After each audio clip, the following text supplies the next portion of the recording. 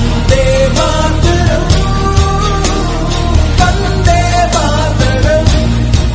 Hello दोस्तों, नमस्कार। स्वागत है एक बार फिर से आपको अपनी स्कॉलर्स बेंच के करंट अफेयर के वीडियो में। आज है 28 जुलाई और दिन है मंगलवार। तो चलिए आज के दिन का और वीडियो की शुरुआत करते हैं कुछ खूबसूरत सी पंक्तियों के साथ। तो फ्रेंड्स, आज की खूबसूरत पंक्ति कहती है कि याद रखना, जिद्दी इंसान की जिद ही उसे ऑर्डिनरी से एक्स्ट्रा ऑर्डिनरी बनाती है। फिर ये एक्स्ट्रा ऑर्डिनरी लोग कुछ ऐसा कर जाते हैं जिसके बारे में ऑर्डिनरी लोग सोच भी नहीं सकते। जहाँ दोस्तों ऐसे लाइन से हमें दो इंस्पिरेशनल व्यक्ति की याद जरूर आती है। वो हैं अफ्रीका के ऑस्कर पिस्टोरियस और दूसरी है इंडिया की अरुणिमा।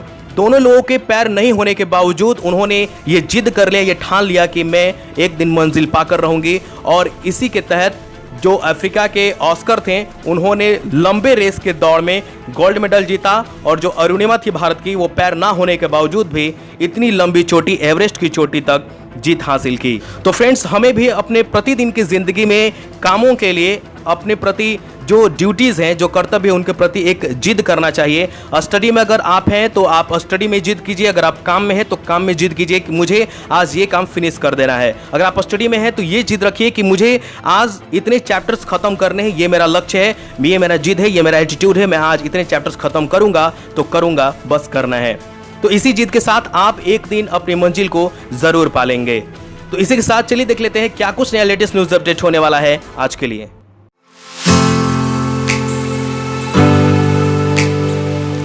तो फ्रेंड्स, आज के नेशनल न्यूज अपडेट में जो सबसे लेटेस्ट न्यूज अपडेट है वो है डीएसटी ने भारत रूस एस&टी सहयोग के लिए शुरू किया नया कार्यक्रम। जी हाँ दोस्तों, विज्ञान और प्रौद्योगिकी विभाग डीएसटी द्वारा federation of Indian chambers of commerce and industry FICCI और foundation for small innovation enterprises FASIE की साझेदारी में भारत रूस संयुक्त प्रौद्योगिकी आकलन और त्वरित व्यवसायीकरण कार्यक्रम शुरू किया गया है। यह कार्यक्रम भारत और रूस के बीच विज्ञान, प्रौद्योगिकी और नवाचार संबंधों को मजबूत देगा, जिसके तहत 2 वर्षों की अवधि में डीएसटी 10 भारतीय स्टार्टअप्स को 15 करोड़ रुपए तक का फंड देगा। इस कार्यक्रम में 2 व्यापक श्रेणियों के तहत आवेदनों को स्वीकार किए जाएंगे: संयुक्त भागीदारी परियोजनाएं और प्रौद्योगिकी हस्तांतरण या अनुकूलन। इससे जुड़ी तथ्यों की अगर बात करें तो रूस के राष्ट्रपति वर्तमान में व्लादिमीर पुतिन है और रूस की राजधानी मॉस्को तथा यहाँ मुद्रा रूसी रूबल चलती है। अगला अपडेट है, अमित शाह ने कुम्हार शक्तिकरण योजना के तहत इलेक्ट्रिक पॉटर व्हील किए वितरित। जी हाँ दोस्तों, केंद्रीय गृह मंत्री अमित शाह ने गुजरात के गांधीनगर में खादी और ग्रामोद्योग आयोग KVIC द्वारा चलाई जा रही कुम्हार शक्तिकरण योजना के तहत 100 प्रशिक्षित कारीगरों को 100 इलेक्ट्रिक पॉटर व्हील वितरित किए। यह कदम हाशिए पर आ चुके कुम्हार समुदाय को सशक्त और समृद्ध करने के प्रयास के रूप में उठाया गया है। इलेक्ट्रिक पॉटर पहियों के वितरण के दौरान मंत्री ने कुम्हारों को उत्पादों को बेचने के लिए रेलवे के साथ टाई अप सहित उचित विपणन यानी सेल चैनल प्रदान करने की व्यवस्था करने का आश्वासन भी दिया है। इसी जुड़ी तथ्यों की अगर बात करें तो खादी ग्राम उद्योग आयोग के अध्यक्ष वर्तमान में विनय कुमार सक्सेना है।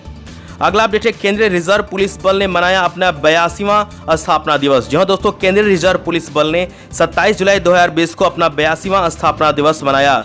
CRPF की स्थापना 27 जुलाई 1939 को क्राउन रिप्रेजेंटेटिव पुलिस के रूप में की गई थी, जिसके बाद 28 दिसंबर 1949 को CRPF अधिनियम के तहत इसका नाम बदलकर केंद्रीय रिजर्व पुलिस बल यानी कि CRPF कर दिया गया था। इस बल की पहली बटालियन का गठन 27 जुलाई 1939 को मध्य प्रदेश के नीमच शहर में ब्रिटिश के अधीन क्राउन रिप्रेजेंटेटिव पुलिस यानी CRP के रूप में किया गया था। इससे जुड़े तथ्यों की अगर बात करें तो केंद्रीय रिजर्व पुलिस बल के महानिदेशक वर्तमान में AP महेश्वरी जी हैं। अगला अपडेट है, रेलवे ने पहली विद्युतीकृत सुरंग का निर्माण किया। जी दोस्तों, भारतीय रेलवे हरियाणा के सोहना के पास दुनिया की पहली विद्युतीकृत डबल ट्रैक कंटेनर सुरंग का निर्माण कर रहा है। एक डबल ट्रैक कंटेनर माल ट्रेन इस सुरंग के भीतर से 100 किलोमीटर की अधिक की गति से चलने में सक्षम होगी। पहले चरण में पूर्व गलियारे और पश्चिमी गलियारे पर 2 गलियारे बनाए जा रहे हैं। दोनों गलियारों पर 500 किलोमीटर का ट्रैक पहले ही बिछाया जा चुका है। अगला अपडेट है, दिल्ली से यानी दिल्ली सरकार द्वारा नौकरी चाहने वालों के लिए वेबसाइट। जी हाँ दोस्तों, मुख्यमंत्री अरविंद केजरीवाल के नेतृत्व वाली दिल्ली सरकार ने भर्तीकर्ताओं और नौकरी चाहने वालों के लिए एक पोर्टल शुरू किया है। केजरीवाल ने रोजगार बाजार नामक jobs.delhi.gov.in वेबसाइट की शुरुआत की, जो नौकरी चाहने वालों और भर्तीकर्ताओं के लिए एक तरह का बाजार है। भर्तीकर्ता वेबसाइट पर जाकर अपनी आवश्यकता को अपडेट कर सकते हैं, वहीं नौकरी चाहने वाले भी वहां जाकर अपनी योग्यता, अनुभव और आवश्यकता को अपडेट कर सकते हैं। अगला अपडेट है मध्य प्रदेश से, यानी मध्य प्रदेश सरकार ऑनलाइन प्रशिक्षण प्रदान करेगी। जहां दोस्तों मध्य प्रदेश में कोविड-19 की रोकथाम, नियंत्रण और प्रबंधन में पंचायतों और समुदायों की भूमिका के बारे में पंचायत और ग्रामीण विकास विभाग द्वारा एक राज्यव्यापी ऑनलाइन प्रशिक्षण प्रदान किया जा रहा है। विभाजन के अनुसार प्रशिक्षण की यह श्रृंखला 7 अगस्त 2020 तक चलेगी। इस प्रशिक्षण में राज्य के सभी जिलों की 22,814 ग्राम पंचायतों को शामिल किया जाएगा। अगला अपडेट है, केंद्र ने मनरेगा के तहत 40,000 करोड़ रुपए का आवंटन किया। जी हां दोस्तों, इस वित्तीय वर्ष के दौरान महात्मा गांधी राष्ट्रीय ग्रामीण रोजगार गारंटी योजना के लिए 40,000 करोड़ रुपए का अतिरिक्त आवंटन किया गया है। सरकार का ध्यान ग्रामीण विकास कार्यक्रमों के क्रियान्वयन में उच्च स्तर की पारदर्शिता सुनिश्चित करने पर है। वित्तीय वर्ष 2020-21 के लिए बजट अनुमानों में लगभग 1,20,000 करोड़ रुपए का प्रावधान किया गया है। अगला अपडेट है, वंदे भारत मिशन का 5वां चरण शुरू। जी हां दोस्तों, विदेश में फंसे भारतीयों को बचाने के लिए वंदे भारत मिशन का 5वां चरण 1 अगस्त 2020 से शुरू होगा। यह 31 अगस्त 2020 तक जारी रहेगा। नागरिक उड्डयन मंत्री हरदीप सिंह पुरी ने कहा कि मिशन की विस्तृत कार्यक्रम जल्द ही साझा किया जाएगा। वंदे भारत मिशन के तहत विभिन्न माध्यमों से 6 मई 2020 से 8,14,000 से अधिक लोग लौट आए हैं।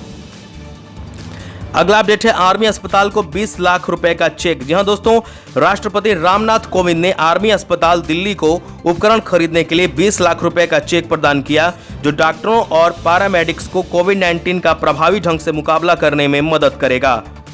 राष्ट्रपति के योगदान का उपयोग PARP यानी कि पावर्ड एयर प्यूरिफाइंग रेस्पिरेटर की इकाइयों की खरीद के लिए किया जाएगा। यह चिकित्सा पेशेवरों को सर्जरी के दौरान सांस लेने और संक्रमण से बचाने में सक्षम करने के लिए एक उपकरण है। अगला अपडेट है, उड़ीसा वन उत्पाद क्लस्टर बनाएगा। जी हां दोस्तों, उड़ीसा सरकार ने वन उत्पाद क्लस्टर बनाने के अपने निर्णय की घोषणा की है। यह चल रहे कोरोना वायरस महामारी के बीच पहाड़ी और वन क्षेत्रों में आर्थिक गतिविधियों को बढ़ावा देगा। राज्य सरकार तकनीकी इनपुट, आवश्यक कौशल प्रशिक्षण और वित्तीय संस्थानों को जोड़ने के लिए आजीविका संसाधन केंद्र स्थापित करेगी। अगला अपडेट है, MHRD ने एक पैनल की स्थापना की। जहां दोस्तों, मानव संसाधन विकास मंत्रालय ने भारत में और अधिक छात्र अध्ययन करें, यह सुनिश्चित करने हेतु उपाय सुझाने के लिए दिशा निर्देश बनाने के लिए एक समिति का गठन किया है। यह समिति यह भी सुनिश्चित करेगा कि कोविड-19 स्थिति के कारण विदेश से लौटने वाले छात्रों के लिए एक सुचारू परिवर्तन काल हो। UGC के अध्यक्ष की अध्यक्षता वाली समिति को अच्छा प्रदर्शन करने वाले विश्वविद्यालयों में छात्रों की संख्या को बढ़ाने के लिए एक सिस्टम की सिफारिश भी करनी है। अगला अपडेट है, ई-कॉमर्स फर्मों के लिए नए नियम और कानून। जी हां दोस्तों, सरकार ने उपभोक्ता संरक्षण अधिनियम 2019 के तहत ई-कॉमर्स कंपनियों के लिए नए नियम और कानून अधिसूचित किए हैं। इसके अनुसार कंपनियों को अपने उत्पादों पर मूल देश प्रदर्शित करना अनिवार्य होगा और ऐसा न करने पर कोई भी गैर अनुपालन दंडात्मक कार्यवाही हो सकती है। 23 जुलाई 2020 को अधिसूचित उपभोक्ता संरक्षण नियम 2020 उपभोक्ता संरक्षण अधिनियम 2019 का हिस्सा है।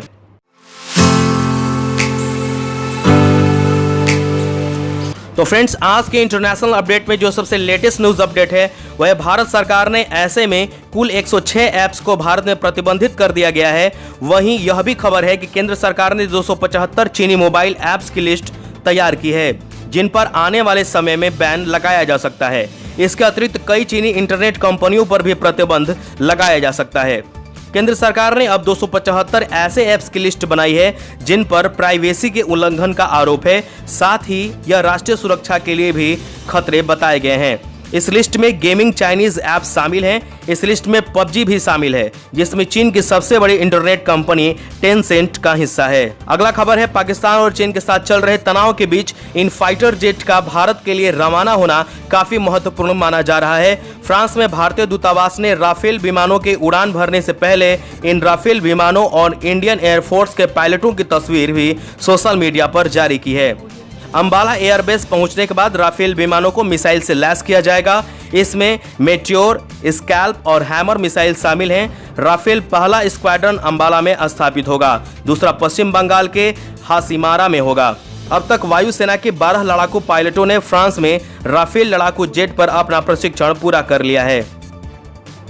अगला अपडेट है, चीन ने नया मैपिंग उपग्रह लॉन्च किया है। जी हां दोस्तों, चीन ने 25 जुलाई 2020 को सांक्सी के उत्तरी प्रांत में ताइवान सैटेलाइट लॉन्च सेंटर से अंतरिक्ष में एक नया उच्च रिजोल्यूशन मैपिंग उपग्रह भेजा, Jiuan 303 उपग्रह को लॉन्ग मार्च 4B वाहक रॉकेट द्वारा लॉन्च किया गया। लॉन्ग मार्च रॉकेट श्रृंखला द्वारा यह 341वां उड़ान मिशन था।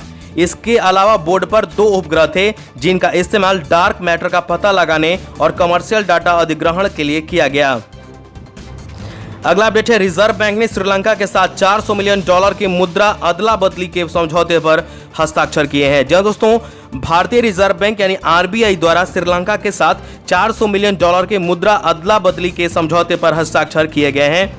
इस विनिमय का उपयोग विदेशी मुद्रा भंडार को बढ़ाने और देश की वित्तीय स्थिरता सुनिश्चित करने के लिए किया जाएगा, जो कोविड-19 महामारी से बुरी तरह प्रभावित हैं। यह मुद्रा अदला बदली समझौता नवंबर 2022 तक मान्य होगा। श्रीलंका ने आरबीआई के साथ $400 मिलियन की मुद्रा स्वैप के समझौते पर हस्ताक्षर दक्षिण एशियाई क्षेत्रीय सहयोग संगठन यानी सार्क SAARC के फ्रेमवर्क के तहत किए हैं। दोस्तों, अगर बात करें मुद्रा अदला बदली व्यवस्था की, तो मुद्रा अदला बदली व्यवस्था में किसी भी देश का केंद्रीय बैंक किसी अन्य देश के केंद्रीय बैंक को डॉलर प्रदान करता है, जिसे विदेशी केंद्रीय बैंक निर्धारित समय में बाजार विनिमय दर के अनुसार उस देश की मुद्रा के समान धनराशि लौटा देता है। यह समझौता 2 पक्षों के बीच एक मुद्रा के बदले दूसरी मुद्रा प्राप्त करने हेतु एक निश्चित समय के लिए किया जाता है, जिसमें स्वैप करने की तिथि अगले दिन अथवा 2 साल बाद की भी हो सकती है। हालांकि ये लेन देन समझौते के तहत तय की गई विनिमय दर पर ही किया जाता है। इससे जुड़े अगर तथ्यों की बात करें तो आरबीआई के गवर्नर वर्तमान में शक्तिकांत दास हैं और इसका मुख्यालय मुंबई में है। आरबीआई की स्थापना 1 अप्रैल 1935 ईस्वी को कोलकाता में की गई थी।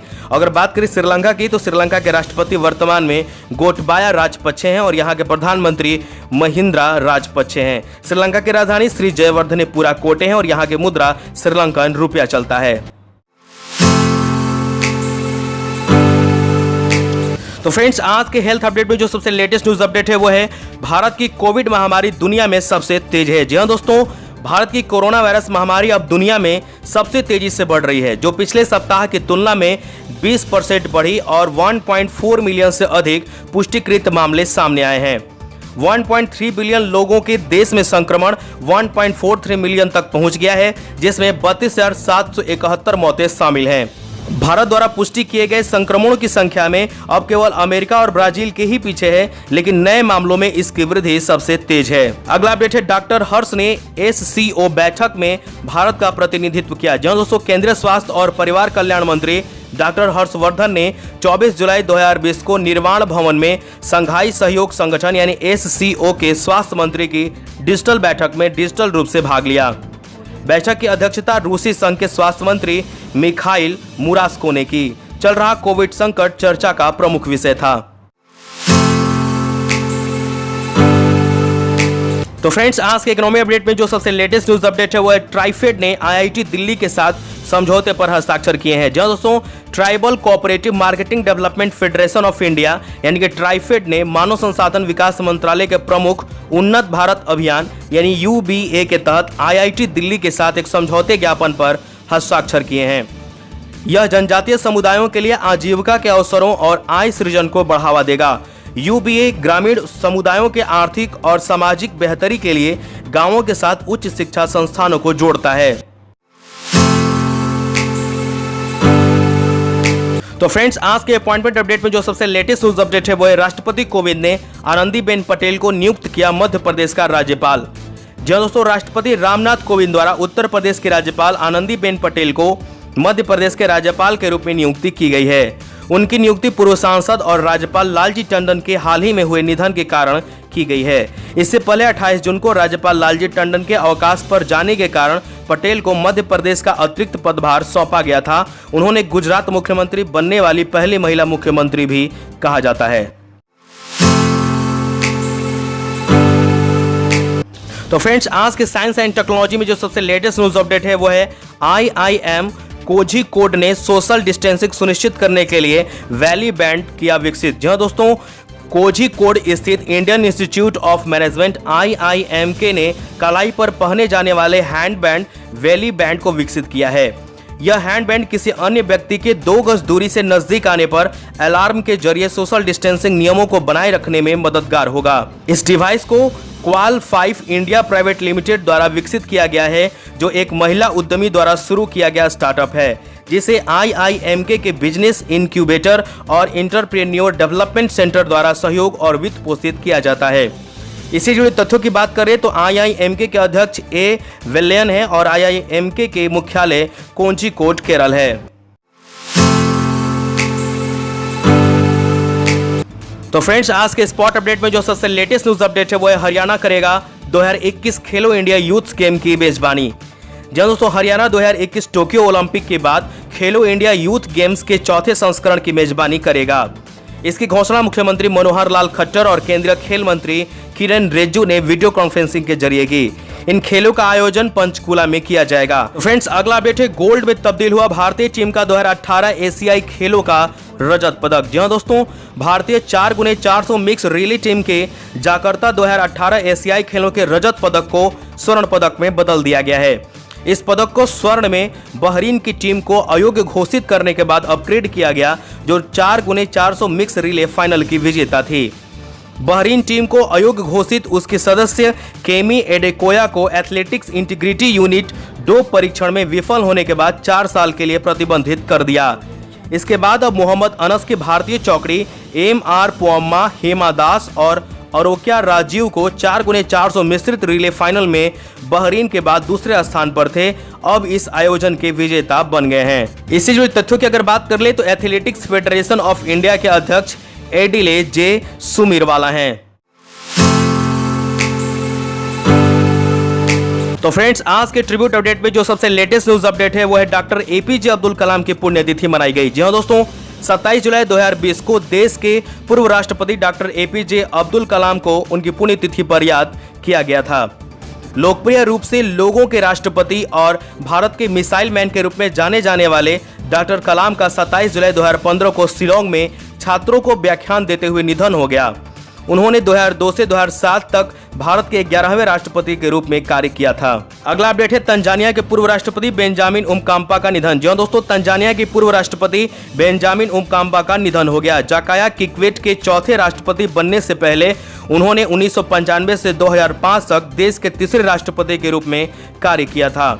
उन्होंने विदेश मंत्री और सूचना मंत्री जैसे कई कैबिनेट पद संभाले और राष्ट्रपति चुने जाने से पहले संयुक्त राज्य अमेरिका में राजदूत के रूप में भी कार्य किए थे। इससे जुड़े तथ्यों की बात कर ले तो तंजानिया के राष्ट्रपति जॉन मैगुफुली हैं और तंजानिया का राजधानी डोडोमा है। तो फ्रेंड्स, आज के अपडेट में बस इतना ही। मिलेंगे अगले दिन एक नए लेटेस्ट न्यूज अपडेट के साथ। तो आशा करते हैं आपको ये वीडियो पसंद आया होगा। अगर ये वीडियो पसंद आया तो प्लीज इसे लाइक करें, सब्सक्राइब करें और दोस्तों के साथ शेयर जरूर करें। तब तक के लिए आप स्वस्थ रहें, सुरक्षित रहें। जय हिंद, वंदे मातरम।